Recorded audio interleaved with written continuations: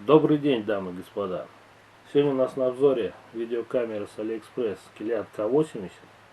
Посылка пришла чуть больше месяца назад.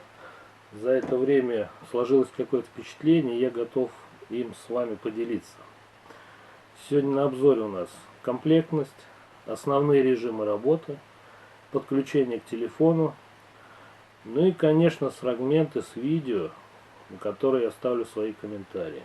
Итак, начнем. Видеокамера пришла ко мне вот в такой коробке. Почему в такой большой? Потому что я заказывал полный комплект. Сама же видеокамера находилась в такой вот красивенькой упаковке. Давайте смотреть, что было внутри. Соответственно, сама видеокамера, бокс для подводной съемки, тряпочка для протирки экрана, несколько ремешков с липучкой для крепления камеры куда-нибудь на руку или на руль,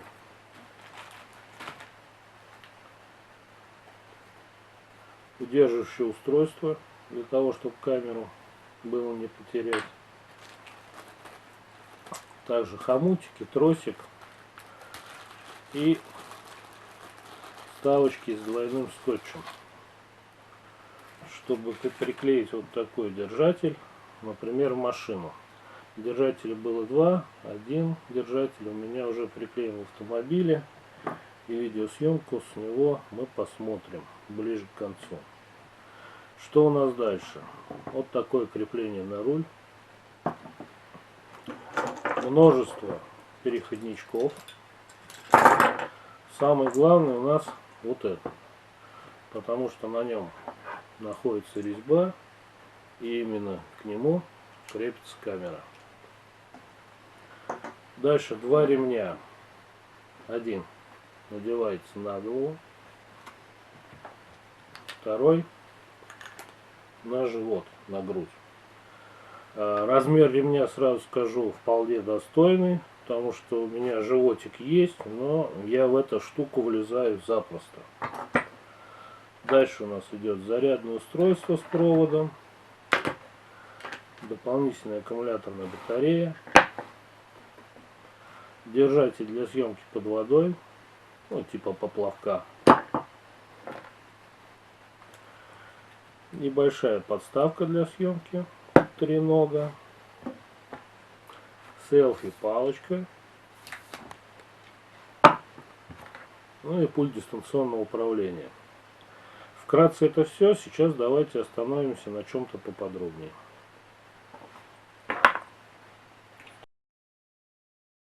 Ну что, начнем потихоньку разбираться. Как я говорил, самым главным у нас является вот это звено. С помощью резьбы вкручивается видеокамеру. После этого видеокамера может быть установлена на любой крепеж. Соответственно, если нам надо поставить на пояс либо на голову, вот так вот в пазы вставляем камеру и закрепляем болтом. Понятно, да? Причем болты эти двух размеров. Обратите внимание, один подлиннее, второй покороче. Сразу говорю, что где-то войдет один, где-то другой, не надо их терять. Соответственно, дальше крепление к селфи-палке осуществляется просто накручиванием видеокамеры. После этого палка может раздвигаться, и плюс у нее имеется поворотный механизм. То есть вы можете камеру покрутить туда-сюда, как вам будет удобнее. Дальше. Подводный бокс. Ну, я им пока не пользовался. Сделано с пластика прозрачного. Сзади и на экранчике заклеен пленкой. Ну, в принципе, камера туда довольно-таки плотно встает. потом зажимается и закрывается. Все. Давайте попробуем включить камеру.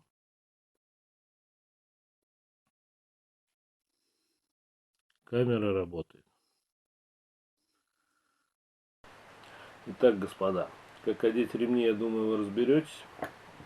Единственное, что хотелось бы отметить, на головной ремень вам понадобится только наш волшебный переходничок. Вот такой. Сюда вставляется и закрепляется болтом. А на грудной ремень уже надо будет использовать вот такие штучки. Либо такую, как вам удобнее. Она вставляется в крепеж и держится довольно хорошо. Мне больше нравится использовать вот этот вот наклонный. Почему? Потому что, закрепив камеру, я могу ее поворачивать в это положение, в это, и в экранчик видеть, что я снимаю. Остался у нас только пульт дистанционного управления, зарядное устройство.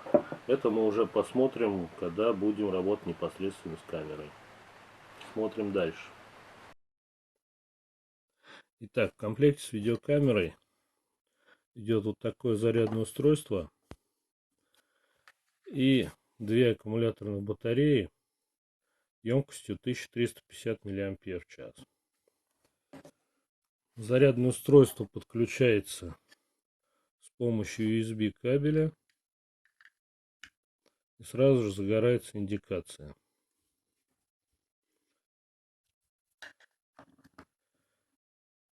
При зарядке батареи индикатор светит красным светом. Если же батарея у вас уже заряжена полностью, он остается таким же синим. Когда батарея зарядится, тоже загорит синий цвет.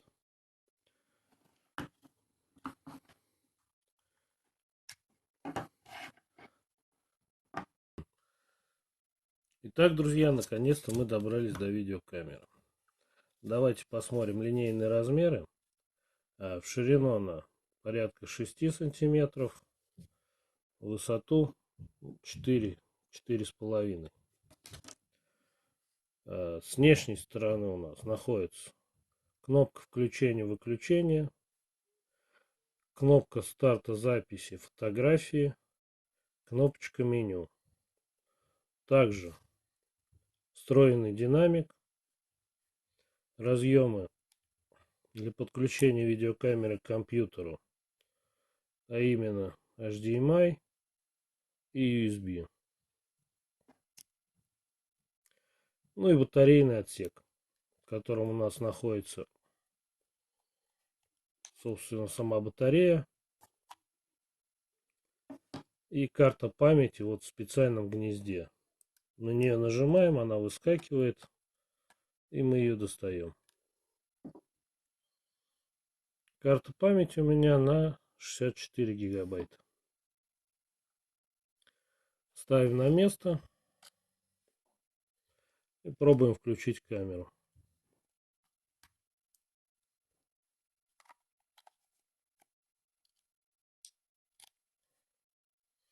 Нажимаем на кнопку включения. Камера заработала. Сразу проверим работу двух экранов. Для переключения между экранами надо на продолжительное время нажать кнопку М. Нажимаем. Переключение произошло. Камера работает на тот экран. Нажимаем еще раз, также продолжительно. Произошло обратное переключение. Давайте теперь разберемся, что у нас показывается на экране. Итак, левый верхний угол. Камера находится в режиме видеосъемки. Мы можем записать на камеру 5 часов 54 минуты в разрешении 1080 на 30. Включен микрофон. Показан остаток зарядки батареи. Показано, что включен спорт режим, режим съемки быстрых движений. И также включен стабилизатор изображения. Также на экране имеются две активных кнопки. Первая — это проигрыватель. Если мы его нажмем, то открывается вот видеофайлы. Любой видеофайл мы можем либо просмотреть на камере, либо при необходимости удалить.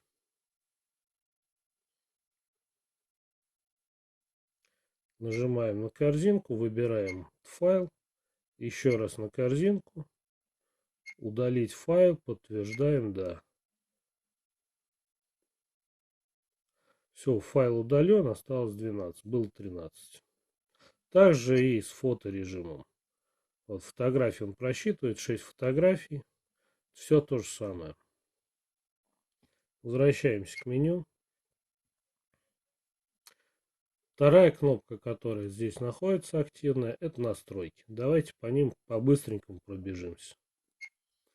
Итак, для видеосъемки это первое — разрешение видео.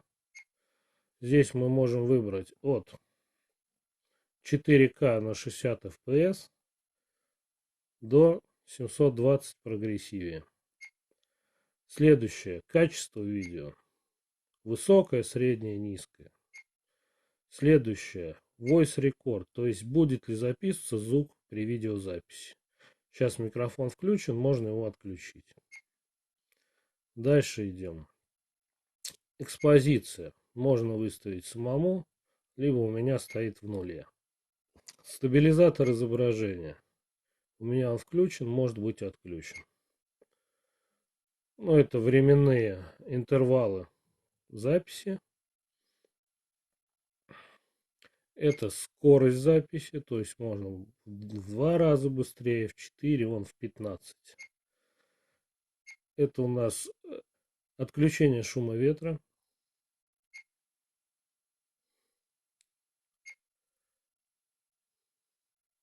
Это настройка экрана.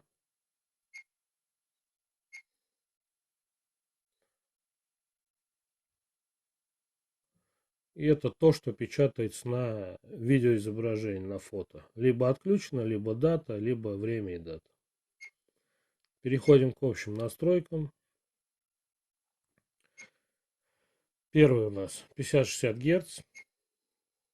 Звук. Это касается кнопок. Первый — это затвор при фотографировании. Вот послушайте, услышите? Нет, не знаю. Щелкнуло. Boot on — это включение-выключение видеокамеры со звуком. Ну и бип, когда нажимаете на кнопки, происходит, соответственно, бип. Дальше баланс белого можно установить самому.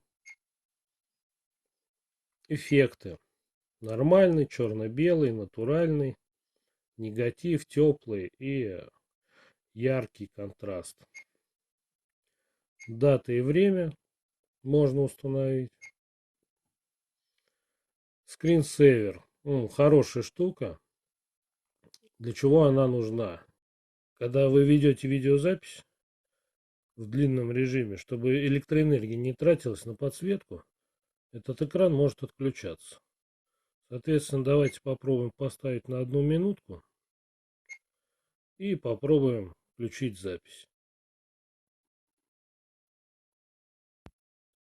Нажимаем на кнопочку, и видеозапись пошла.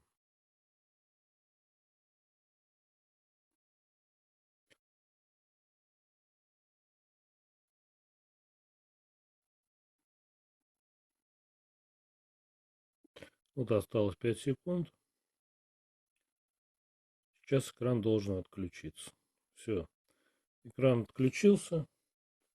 Несмотря на это, видите, индикатор продолжает моргать. Значит, запись идет. Если мы нажмем опять на эту кнопочку, то увидим, что уже минут 13, минут 15. То есть запись продолжает идти. Нажимаем на стоп. Ну, смотрите, батарейка у нас уже подсела. Сейчас заменим батарейку. И пойдем дальше.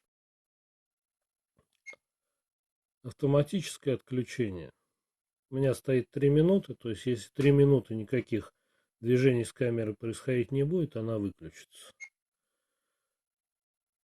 Power on Auto Record. Соответственно, при включении данного режима, как только вы включаете камеру, она переходит в режим видеосъемки. USB. Можно использовать камеру как веб-камера, ну и как обычная камера. Language. Это язык.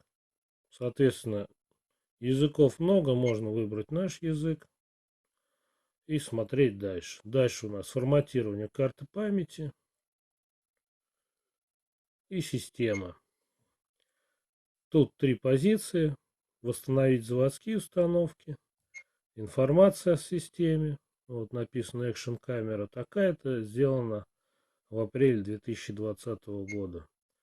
И информация о карте. Соответственно, видите, вместимость 60 тысяч мегабайт, то есть 60 гигабайт. И можем записать 59 800. Ну, что мне не нравится в русском языке, он какой-то вот корявенький. Видите, написано прибавочный.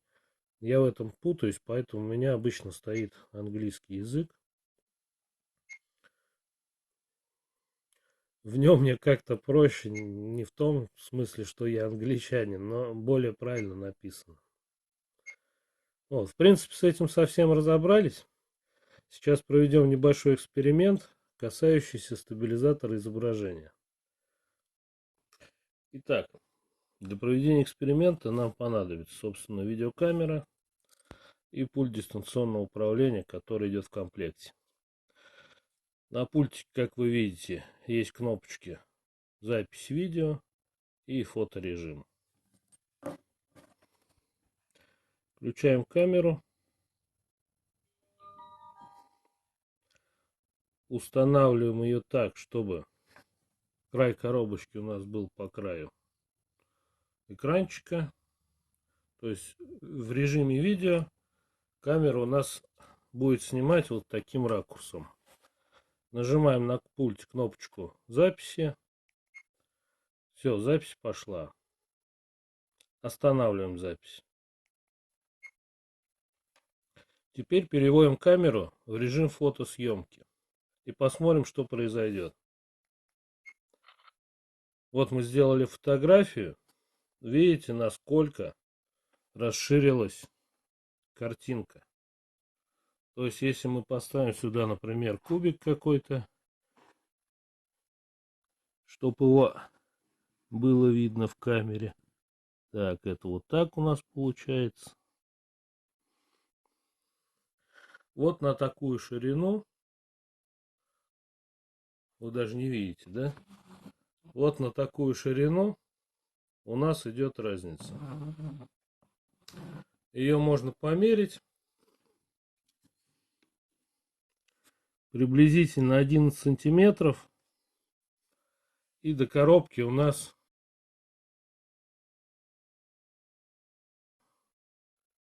18 сантиметров. То есть на 18 сантиметров расширение идет на 11 сантиметров. 11 сантиметров мы теряем. Так, как нам с этим бороться? Включаем видеорежим. Заходим в настройки.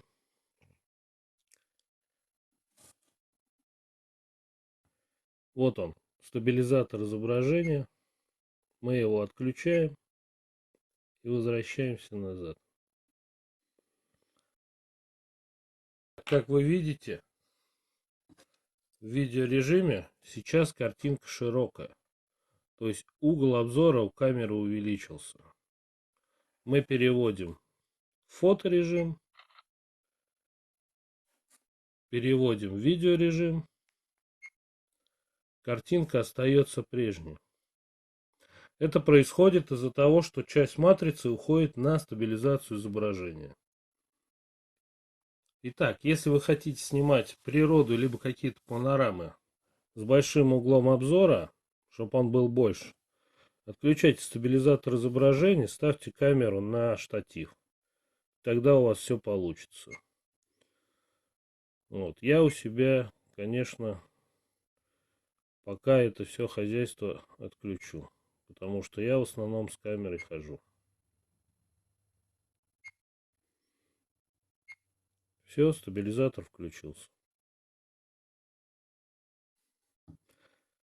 Осталось у нас только подключение камеры к телефону.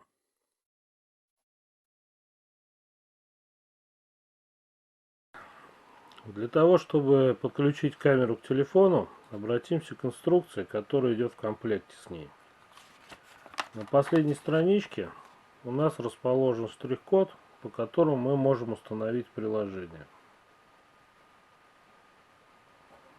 Просто берем телефон, наводим на штрих-код.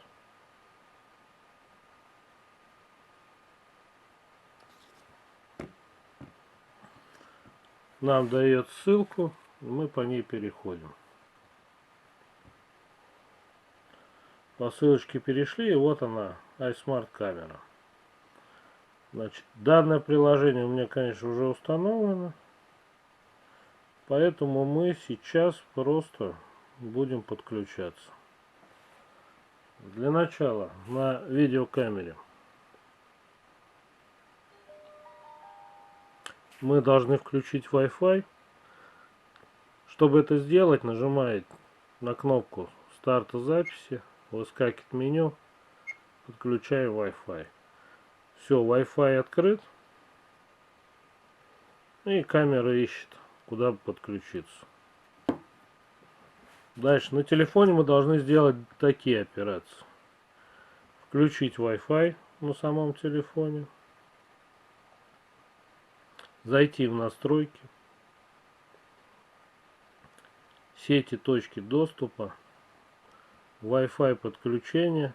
И вот она верхней строкой у нас Action камера. Подключаемся. Подключение сохранено без доступа к интернету. Выходим из настроек и запускаем iSmart DV. На камере выскочило сообщение, что камера готова. Здесь у нас стоит Disconnect. Включаем. Идет процесс подключения. Он занимает какое-то время.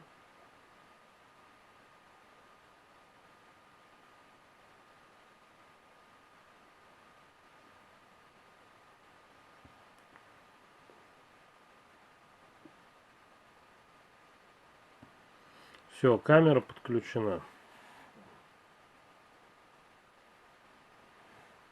Чтобы сделать запись, нажимаем на красную кнопку. Запись включается на самой камере.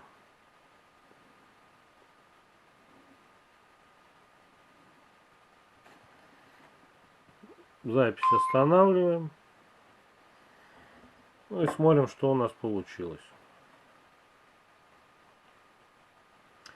Выходим из режима Wi-Fi кратковременным нажатием на кнопку включения. Нажимаем Play.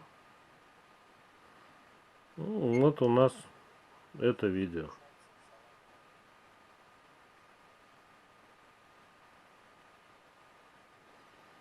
Ну, я думаю, с этим все понятно. Осталось нам только посмотреть, как эта камера снимает.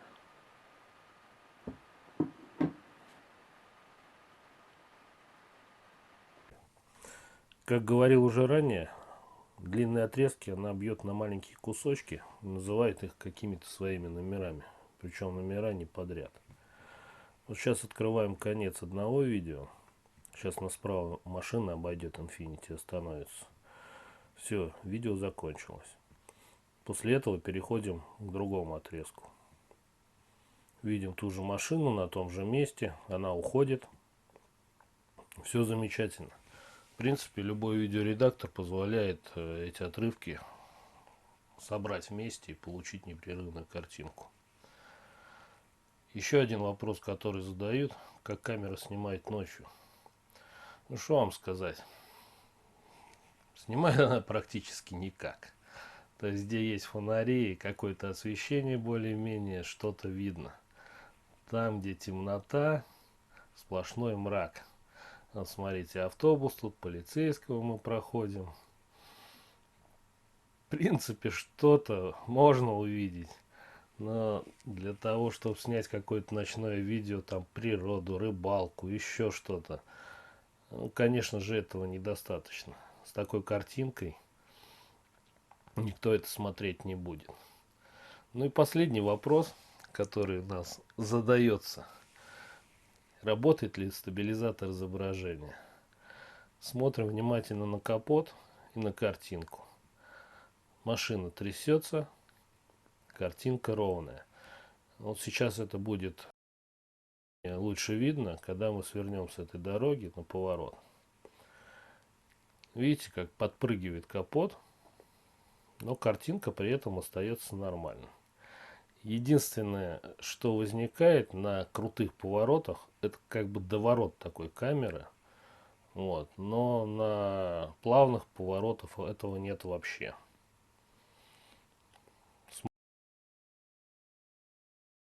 Капот трясется, стекло трясется, при этом картинка у нас остается совершенно ровной и нормальной.